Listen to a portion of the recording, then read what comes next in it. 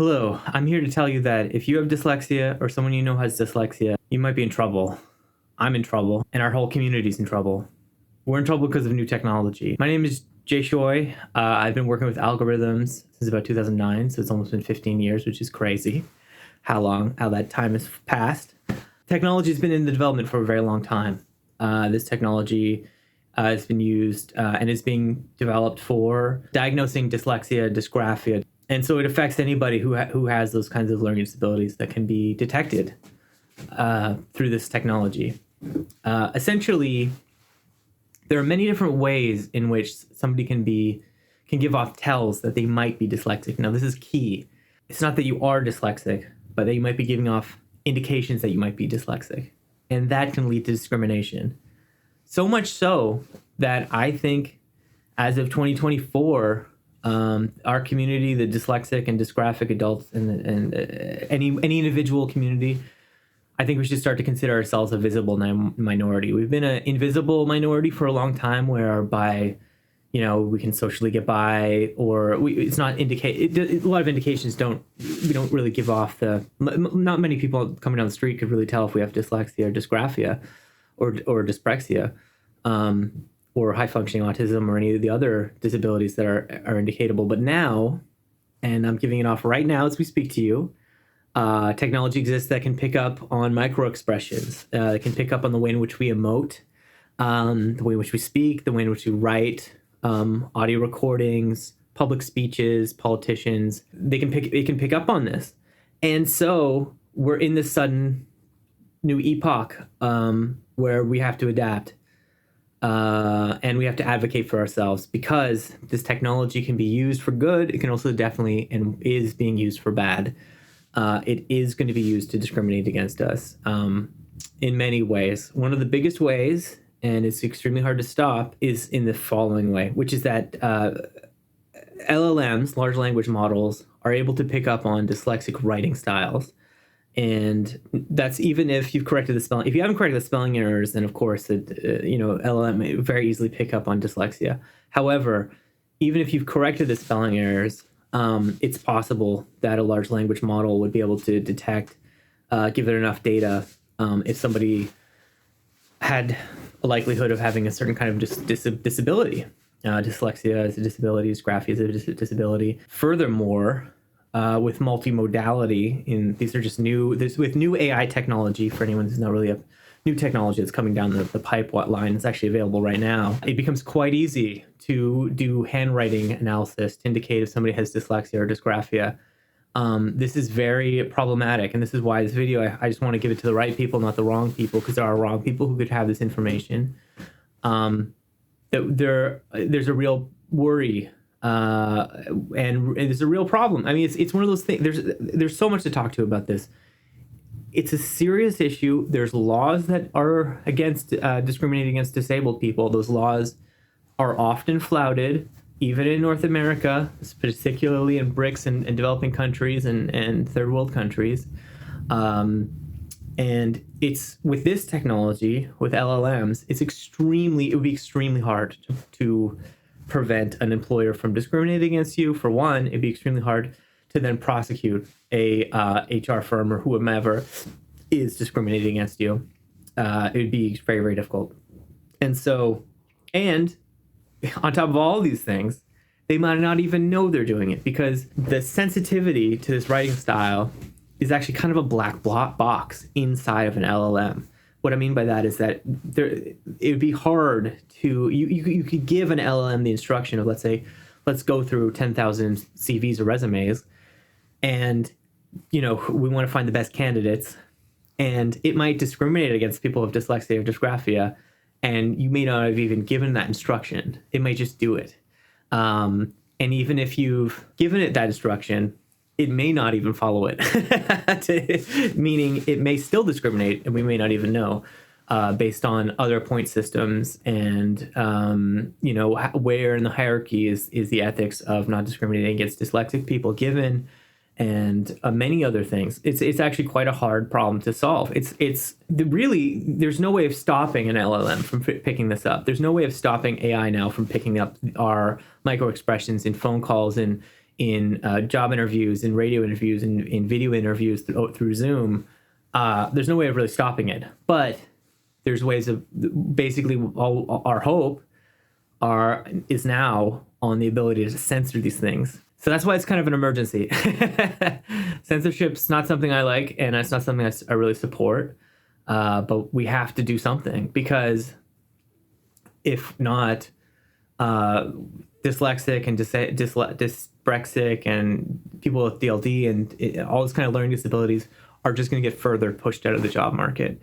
We're going to get less opportunities. It's just a factor. It's just an economic truth.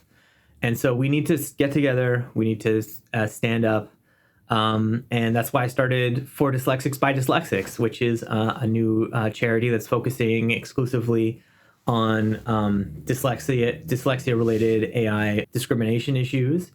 We've started initiatives. I'm looking for board members. I'm looking for letter writers. There's campaigns. There's going to be a lot more coming out. A lot of activities to come out. We just got to get together as a community to fight this. No matter where you are, where you are on the political spectrum in the world, we all need to get together. And because if we don't nip this in the butt, then yes, we're gonna have to wait 10 years. We're gonna have to wait 20 years. We may not even get it. We may not even get any justice in the end. So we just got to stand up, and we need to respond right away. And the earlier, the better. Because the technology that's being developed right now, and the way in which the technology is being developed, and the norms that are being developed into the technology are happening right now. They're happening right now. And we need to get in on that conversation. We need to get in on that conversation very badly. Obviously, AI, like, for example, facial recognition software is already hugely involved in discrimination against people. It's been a huge problem. And so... but we are absolutely, as dyslexic now, I think we are part of that. We are also now going to be very easily discriminated against through video, through all the means I've discussed. And so we need to join that conversation. We need to be allies for that, for the facial recognition discrimination software conversation. And we need to advocate for ourselves, particularly when it comes to HR software. HR software, I think, is the biggest one that we need to really, really, really focus on as a community to advocate for our well-being. The technology is only just starting to get really rolled out. There's many, many companies that are doing it. Also, you should know that HR software has been using AI for a very long time for this kind of purpose, for going through huge amounts of resumes and parsing things out and scoring them and giving them and reducing. It's been a common trend to interview less and screen more. It saves companies money. And unfortunately, dyslexics, we were already being persecuted because of this trend to interview less, screen more. And now with LLMs coming to the picture that are able to like pick apart slight indications of various disabilities, which they may not even classify as disabilities, but maybe just lack of ability, it puts us in even further risk. And I think that companies are only just going to screen even more and interview even less in the future.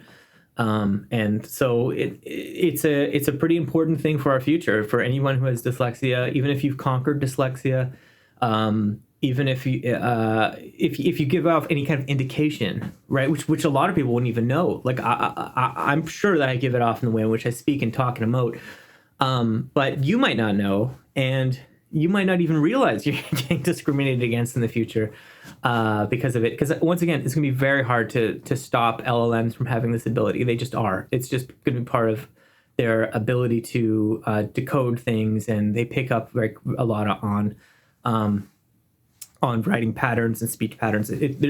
That's out of the bag. The only thing that we can do now is create a strong norm, to advocate for ourselves. Now, that's one huge thing.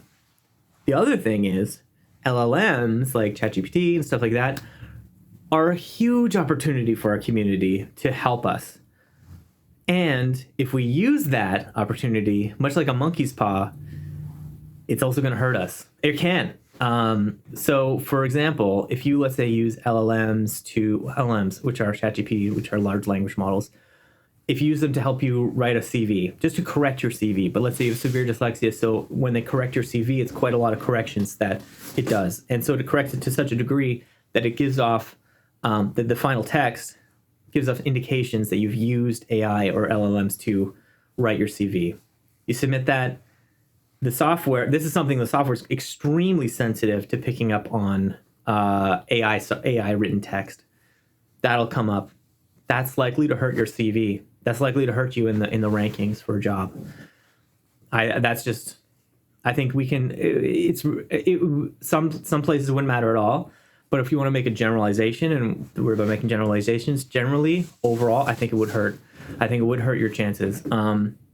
And so we have to then realize, and we're the most likely. Our community is the most likely to want to use that technology for that because we want to use it to treat us, to treat our issue.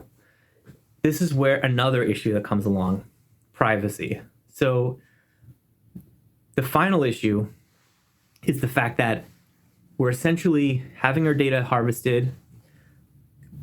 We've probably signed a user agreement that we likely aren't even able to read because we have dyslexia or understand. That user agreement, let's just say it's all legal. I don't know. I personally don't think data harvesting is good. But let's say they've legally done it. We don't even know what we've agreed to. They've taken that data and then they're using that data to essentially build a machine that is able to discriminate against us.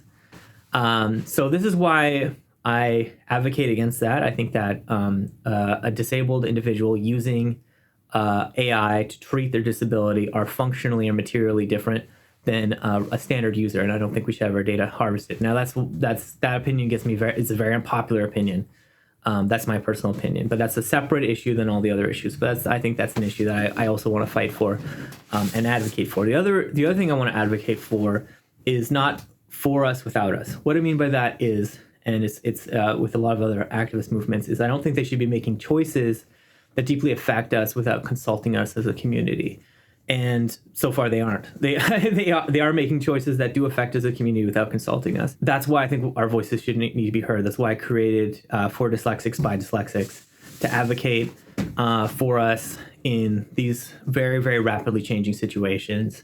And so that's why I'm asking for your support. I'm asking for your support to pass this on to the right people. That's people who run different learning disabilities organizations, people who have disabilities themselves. Need to be aware that this is happening, and we need to come together. This is not a time to despair. This is a time for unity in our community. We need unity in our community to come together and support each other and form a future that is bright and shiny, in which large language models and AI can help us, treat us, and aren't being used against us. And I think it's that simple. This is not a time to despair. This is a time for us to get together and to help each other, and hopefully together we can make a better future for tomorrow. Thank you so much. That's Jay from For Dyslexics by Dyslexics.